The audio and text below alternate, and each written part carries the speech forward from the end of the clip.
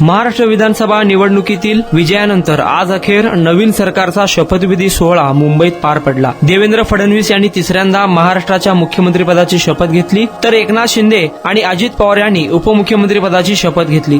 पंतप्रधान नरेंद्र मोदींसह अनेक केंद्रीय मंत्री, विविध राज्यांचे मुख्यमंत्री, हजारो लोकांच्या उपस्थितीत हा सोहळा पार पडला। दरम्यान यावेळी एकनाथ शिंदेंनी आपल्या 2 गुरूंना वंदन करून उपमुख्यमंत्रीपदाची शपथ घेतली। राज्याचे माजी मुख्यमंत्री एकनाथ शिंदे यांनी महायुती सरकारमध्ये उपमुख्यमंत्रीपदाची शपथ घेताना हिंदू हृदय सम्राट बाळासाहेब ठाकरे, धर्मवीर आनंद दिघे यांना अभिवादन केले। तसेच त्यांनी पंतप्रधान नरेंद्र मोदी आणि गृहमंत्री अमित शहा यांच्यासह देशातील 13 कोटी जनतेचे देखील आभार मानले। राज्यात मुख्यमंत्री पदावर असताना दमदार निर्णय घेऊन राज्याचा विकास करणारे एकनाथ शिंदे यांना उपमुख्यमंत्री पदाची शपथ देण्यात आली। त्यामुळे राज्यासह सोलापूर शहर जिल्ह्यातील तमाम शिवसैनिकांनी उपमुख्यमंत्री एकनाथ शिंदे साहेब यांचे अभिनंदन केले आहे। खास करून सोलापूर जिल्ह्याचे संपर्क प्रमुख माननीय प्राध्यापक शिवाजीराव सावंत सर आणि अल्पसंख्याक शहर अध्यक्ष गफूर शेख व सर्व शिवसेनेचे पदाधिकाऱ्यांनी उपमुख्यमंत्री एकनाथराव शिंदे साहेब यांचे अभिनंदन केले आहे